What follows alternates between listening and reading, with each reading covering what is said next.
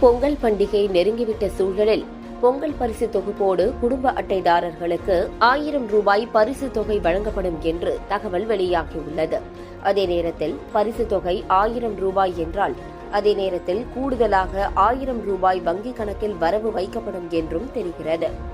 பொங்கல் பண்டிகைக்கு சரியாக 1 மாத காலமே இடைவெளி இருக்கிறது.